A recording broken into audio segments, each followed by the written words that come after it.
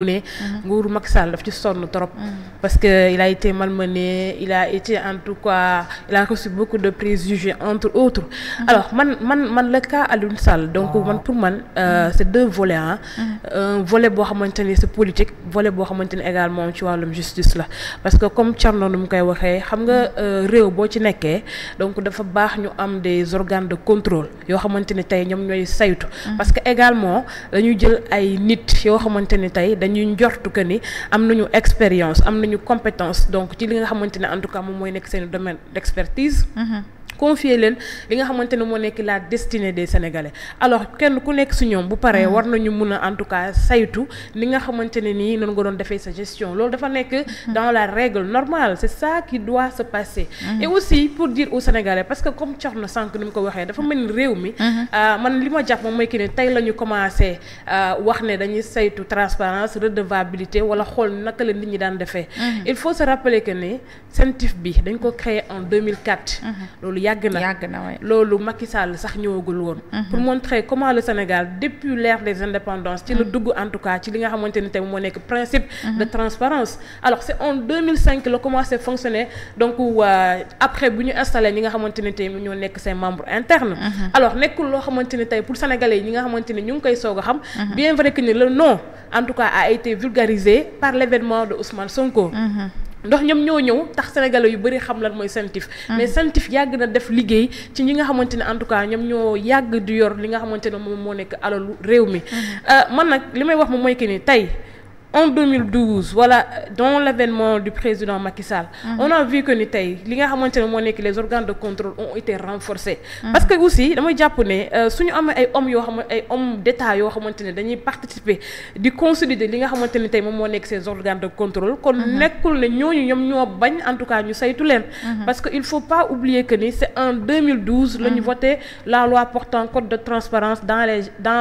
les affaires de gestion publique marché public yi effectivement loolu moo indi sax déjà tey rapport Cour des comptes yu ñu nekk di wax entre autres parce que il faut que ñu établir en tout cas ay exigences pour que ñu xool naka lu ñu defee la reddition des comptes donc Sénégalais yi foofu ñu xam ne reddition des comptes du lu bees Abdou Diouf l'a fait Abdoulaye Wade l'a fait Macky Sall l'a fait alors c'est normal que ce régime le fasse parce que encore une fois je le dis l'État c'est une continuité saa boo ñëwee war nga saytu lan moo nekk ay dysfonctionnement lan mooy nekk ay irrégularité pour nga mun ko tegaat ci yoon maintenant li nga xamante ne man moom lay nekk di jooy ci CENTIF bi parce que il l'a dit CENTIF c'est un organe administratif de contrôle et de régulation nekkul un organe juridictionnel parce que du juger dafay mener des enquêtes jox conclusions yi ñi nga xamante ne moo nekk la justice maintenant c'est sévère parce que tey bu ñu sukkandikoo ci seen ñoom conclusions yi dañuy jàpp ne c'est des faits flagrants alors boo amul chance dëgg lan moo topp mooy que ne tey dañ lay def ay mandat de dépôt entre autres c'est encore important de rappeler tey cette notion de consignation bi nga xamante ne tey c'est permis li nga xamante ne moom mooy yoon moom moo ko maye parce que sénégalais yi souvent dañuy gis par une manipulation d'information dañu naan diw cautionné na tant de millions wala tant de milliards ñu ne gis nga nangu nañ xaalis bi de nanguwuñ xaalis bi de tey boo consigné ci montant bi nga xamante ni moom lañ lay toppee donc yow mun nga am doo tëdd ci li nga xamante ne mooy kaso bi donc le temps que nag maintenant ñuy mener l'enquête wala l'information judiciaire ba wax que ni est-ce que Aliou Sall 240 millions yi lañ ko wala toppee wuñ ko soit état du Sénégal daf koy récupérer yóbbu ko ci keesam wala ñu dellooloo ko maintenant pour montrer que ni en tout cas l'enquête a été aboutie trésor effectivement donc xaalis bi kenn du ko utiliser tant que li nga xamante ni moom moo nekk enquête bi mëne wuñ ko ba mu nekk à bout mais manipulation d'information man tout le temps je le vois au niveau de la toile wala sax ci nit ñi bu ñu waxtaan gis nga ñu ngi ne ay sàcc lañ ndax nangu nañ ci ñoom tant de milliards justement est-ce que du restitution seen biens yi ñuy jël on en a juste vu man bu ma fàttalikoo Aïda Ndiongue rek la ñu waxoon nañ ko restituer ay bag parce que non-lieu dafa am mais ba léegi moom après sax jotu ko après génnaatoon na sax ne nañ ma restituer samay bijoux ak xaalis bi ñu jël ci man mais ba léegi jotaguma ci dara est-ce que du loolu mooy problème bi tamit Rama ba tax nit yi dañuy jàpp ni fay nañu jeex nañu parce que à chaque fois enquête bu amee après xaalis boobu noonu du ñu xam ndax delloo nañ ko seen borom waaw loolu peut-être moom ci cas non-lieu bi mais pour la plupart c'est une manipulation d'information parce que aussi comme li ma wax sànq yoon dafa am ni muy tëddee te aussi il faut faut qu'on fasse également confiance à la justice sénégalaise. C'est des hommes aguerris yoo xamante ni tey ñoom ñoo fa nekk problème bi moom mooy que ni maintenant ce qui se passe c'est les réseaux sociaux en tout cas qui font les procès des uns et des autres tey da ngay gis c'est des journalistes parfois conscients des chroniqueurs entre guillemets mais également des manipulateurs qui sont sur les plateaux maintenant pour gëmloo sénégalais yi nga xamante ni tey malheureusement plus de 57% de la population est analphabète. nee nañ ñul ne censé ignorer la loi mais am na ñu bëri ci sénégalais yi xamuñu lan la en tout cas loi yi wax wala lan la en tout cas décision de justice di tëddee donc ñooñu ñooy toog Fatima jàpp telem ñu ne Ramatoulaye Seck consigné na 240 millions alors ñoom dañuy faire comprendre à la population boobu noonu que ni donc nangu nañ ci moom xaalis bi xaalis boobu noonu déjà mu ngi nii kon ça montre que ni moom sàcc la non ça ne montre pas que ni moom sàcc la ça montre que ni Ramatoulaye bëggul tëdd ci kaso gi donc comme yéen temps de montant bi ngeen may toppee dama koy consigner le temps que yoon di def li nga xamante ne moom moo nekk liggéeyam aujourd'hui tu l'as si bien dit il est en contrôle judiciaire am na ay droits yoo xamante ne nii déjà dañu ko koy nangul dootul am droit dem voyager ti chaque un mois dafay dem ñu koy def sous contrôle ça bu ko yoon soxlaa également day dem passeport am également dootu ko moom entre autres mais cela ne dit toujours pas que ni moom il est coupable wala innocent l'enquête suit son cours maintenant man problème bi ma am sànq moom mu ngi ko nekk di soulever c'est comme aussi le cas de la haute cour de justice bi nga xamante dañ koy installé donc après bu ñu installé les députés à l'Assemblée nationale c'est également par rapport ak pôle judiciaire financier parce que nos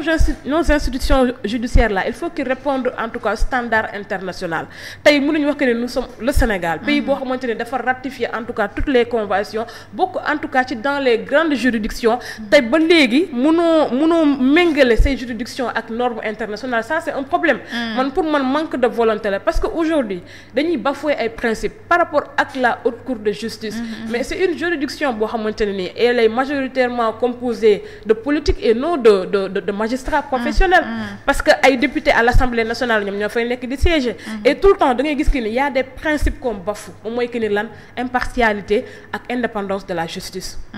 man li nga xamante ni moom a gën a métti parce que on ne sera pas là pour être l'avocat de qui que ce soit mais un principe fondamental c'est la présomption d'innocence des uns et des autres tey amul kenn koo xamante ni tey muy rapport Cour des comptes muy scientifique bi tey koo xamante ni man war naa mun toog ne kii il est coupable wala innocent tax ba léegi amagul benn procès boo xamante ne nii c'est abouti c'est seulement au juge de dire que ni Fatima elle est coupable dañ koy daan temps ma mun a toog ci sama télé bii ni wax que ni voilà donc le juge a décidé que lii moom moo am mais tu vois que les Sénégalais ont déjà fait les procès de tout cela qu'on a convoqué ay sàcc lañu ay lii lañu ñooñu bu ñu la porter plainte dañuy am dëgg ci yow ça c'est un problème beneen bi également boo xamante ne j'ai vu maître Doudou Ndoye qui l'a souligné ça c'est important moom mooy que ni légalité des armes mais il y a une inadéquation parce que aujourd'hui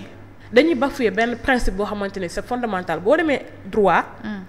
Université Anta Diop de Dakar première année lañu leen a jàng moo nekk la charge de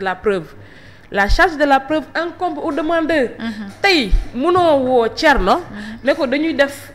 ay analyse dañ saytu nañu gis nañ ay dysfonctionnement gis nañ lii ak lii donc on a établi nos rapports woo nañ la nga ñëw maintenant la charge de la preuve t'incombe toi te yow man maa la accusé moo nekk c'est l'accusateur moom moo war a indi ay preuves donc loolu laaj la ay preuves c'est ça le problème loolu ay fay la yoo xamante ni tey déjà dañu ko war a régler aujourd'hui ki nga xamante ne moom moo lay topp mu ñëw mu ne yow yaa sàcc yow yaa blanchir yow yaa détourner entre autres c'est lui qui doit apporter les preuves de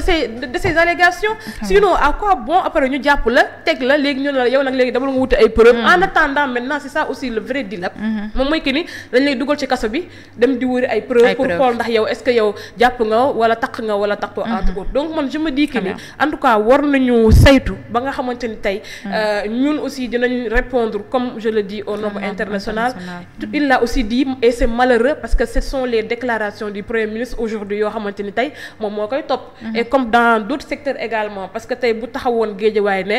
Lat Diop su ma bés bu ma jëlee fonction dinaa ko tëj et tu le fais on dit pas que c'est lui qui l'a fait mais tey nit ñi bu ñu xalaatee naan est-ce que nekkul yow yaa ko def donc da ngay taxaw man tey en tant que sénégalaise maa ngi doon xaar ñu ne Alioune Sall suñu 6 000 milliards yi donc déjà moom lañ koy toppee tey wala Sénégal bu nekk 400 000 francs bi nga xamante ne moom la doon toppee ñu ne am nañu ay preuves tangibles donc lii nii moom moo nekk document yi alors on revient pour dire 240 millions donc moom aussi mu toogoon ci benn émission wax que ne Sonko nee na ma bés bu jëlee nguur gi daf may tëj kaso ça c'est un problème alors aujourd'hui yàlla mu def que ne ñun ñëpp ñu fekkee waat comme mu Sonko nekk au pouvoir. Donc ñu jàpp ko loolu dafa nekk yoo xamante ni tey war nañ ko mun a bàyyi xel bu baax a baax et aussi tamit cette sélection bi nga xamante ne am na parce que moi je vois que y a que les anciens dignitaires de l'ancien régime ñoo yoroon ay deniers qui publics sont poursuivis mais au-delà de mais est-ce que tamit tey rapport scientifique comme les rapports yi on nous dit que ce sont des rapports depuis sous Macky Sall mais est-ce que rapports yi man aussi loolu aussi c'est transparence la bokk peut-être que aussi on va les demander réponses yi nga xamante ne ni en tout cas ñu ngi koy mëne nañu wax yan rapport la maintenant on pourra comprendre que ni am na rapport Fatima bu des wala am na rapport Rama bu des bu ko defee gën a xam ndax est-ce que lii équité la wala en tout cas tëddee na jaaxaandaay en tout cas ñu ngi koy masso bu baax a baax Aliou Sall c'est quelqu'un aussi que boo xamante ne ni man fu ma dem dama koy wax parce que Aliou Sall c'est un très grand maire moi je suis de la cité Fadia il l'a dit tout à l'heure mais il a fait beaucoup de choses ci système éducatif. Ahmed nag deful dara foofu. non man xaw ma Ahmed ay dara en tout cas Aliou Sall man ci li nga xamante ne nii sa jëw rafetul waay man jëw rafetul Aliou Sall ci li ma mën a nettali man je suis issue du lycée Seydina Issa Rouhoulaye ex-LPA j'étais la présidente ñun chaque année 2015 ba ma fay jógee ñu fay là-bas 3 ans et avant man may ñëw chaque année Aliou Sall day yëkkati 10 millions ci poosam jox ñu mën a dem la ngeen def ko remédiation on ne payait pas du tout les inscriptions suñu lycée public on n'achetait pas du tout les fournitures Aliou Sall moo doon def ay forum de inviter nous les jeunes élèves que nous étions mu ne soxla ma ci yéen dara dama bëgg ngeen jàng parce que vous êtes l'avenir de cette nation. À chaque fois quand il me voit dire boy tu as grandi Rama maintenant tu as grandi et c'est pas seulement moi parce que ñeneen ak ñeneen la ko doon nekk di defal moo tax ñun département Guédiawaye 5 lycées yëpp ñun dañu xamante woon alors loolu c'est des actes yoo xamante ne nii et yeneen yoo xamante ne tey mun naa ko wax mais soo waxee da ngay jàpp ne kii avocat di jàbb la il l'a pas fait personnellement pour moi mais il l'avait fait pour le Sénégal. Alors on a besoin de ces genres de personnes et aussi l'idéal n'est pas d'enfermer les gens en prison à quoi bon fermer les gens en prison bu fekkee ne nit ñi problème mi ngi continuer di wéy tëj Aliou Sall ban solution la indil Sénégal ça c'est un problème ci noonu lan ko xeexee suul gaz du ko teree xeeñ xawma lan ak lan jàpp ko diaboliser ko jaxase ko sénégalais yi Aliou Sall waa Guédiawaye ñu ngi jooy ñu ngi jooy waaw noonu la comme Libi rek ni Xadafi doon ni ñuy jooy Xadafi jamono ji nii la rek di ko xeex ay suul këriñ du ko teree feeñ ak pétrole beeg ñoo ko folli def un travail boo xamante ni c'est tout dafa un travail de diabolisation boo xam ne Aliou Sall mënatul dem ci benn manifestation fu mu dem ñaan ko suñu 400 000 bàyyi la sax politique mu dem voilà ba bàyyi politique au fait moom il a beaucoup souffert ci magistère u magam bi wax dëgg fa yàlla te da nga wax sànq rek ndeysaan sa mu am lu bëri lu ma fàttali si ni nit ki su fekkente ni da nga am ay responsabilité moi je pense que nga di ko bokk ak yeneen nit yi loolu moom mooy def sa grandeur aujourd'hui yaa ngi nii di ko nettali te xëy na sax déggu ko mais nous on vient d'apprendre que am na ay gestes yu mu doon def ci wàllu éducation et d'autres choses am na ñu bëri ñu ko doon wax biir Guédiawaye Ahmed Aïdara ne fa rek lu ne mu yàq ko alors l'actuel maire le président le maire Baba moom lay bañ a dégg alors Baba noo ko jàngatee il cautionne 250 millions moom ak soxnaam ñu bàyyi ko.